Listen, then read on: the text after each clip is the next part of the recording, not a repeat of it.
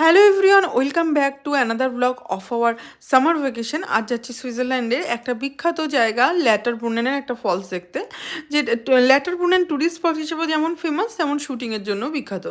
যেটা আগে যতবারই আমরা সুইজারল্যান্ড এসেছি আমাদের যাওয়া হয়নি। তো এইবার ভাবছি এই যেহেতু আমরা ছোট্ট একটা ডে ট্যুরই খুঁজছিলাম সুইজারল্যান্ডে, তো আজকে এরকমভাবে একটু যাই।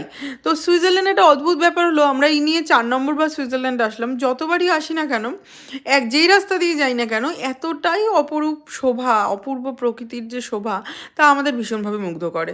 আর এইবার যাওয়ার সময় একটা অদ্ভুত এক্সপিরিয়েন্সও করলাম। অদ্ভুত বলতে একটা সারপ্রাইজ বলতে পারেন। আমরা তো যাচ্ছিলাম গাড়ি করে, হঠাৎ করে দেখলাম ট্রেনে উঠে পড়েছি। অ্যাকচুয়ালি জোকস অ্যাপার্ট, যেটা অ্যাকচুয়ালি হলো সেটা হলো অনেকটা লম্বা টানেলের জন্য আমরা টোল ভরেছিলাম।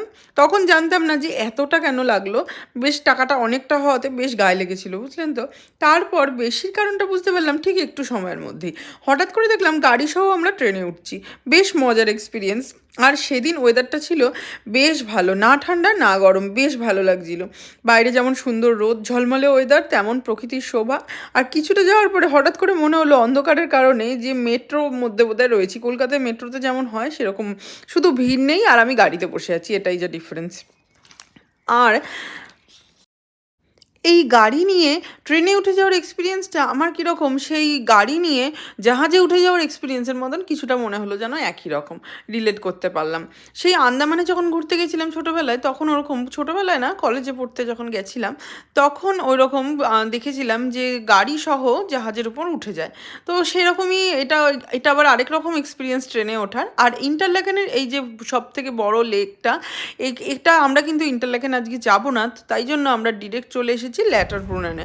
আর ল্যাটারব্রুনেনের যে ফলসটা এত ফেমাস বলে দেখতে আসলাম। আমরা একটু আশাহত হলাম বটে, কারণ যতটা ভেবেছিলাম জল থাকবে ততটা ছিল না। তাই আমার মনে হলো যে বৃষ্টি কম হওয়ার কারণেই হয়তো এটা, পরে হয়তো বৃষ্টি হলে আরও বেশি জল আসবে। আর সুইজারল্যান্ডের ফেমাস যে ডেয়ারি প্রোডাক্ট, তার পেছনে যাদের সব থেকে বড় হাত আছে, সেটা হলো because of this jersey cow. এখানে পাহাড়ের মধ্যে তারা গলায় ঘন্টা বেঁধে, বড় বড় ঘন্টা সুইজারল্যান্ডে ফেমাস, যেটা অনেকে সুভেনিয়ার হিসেবে নিয়ে যায়, আমার কাছেও আছে। তো ওই গলায় ঘন্টা বেঁধে এরা নিশ্চিন্তে সুন্দর ঘাস খেয়ে, প্রত্যেকটা পাহাড়ের গায়েই দেখা যায় যে গরুটা ঘুরে বেড়ায়। তো তারই জন্য আমরা সুন্দর, যেমন সুইস চকলেট পাই, তেমন চিজ পাই, তেমন ভালো মিল্ক প্রোডাক্ট পাই। আর এখানে আমরা সারাদিন ঘোরাঘুরির পরে টুকটাক খাওয়া দাওয়া করে আর ফিরে এসেছিলাম তারপরে।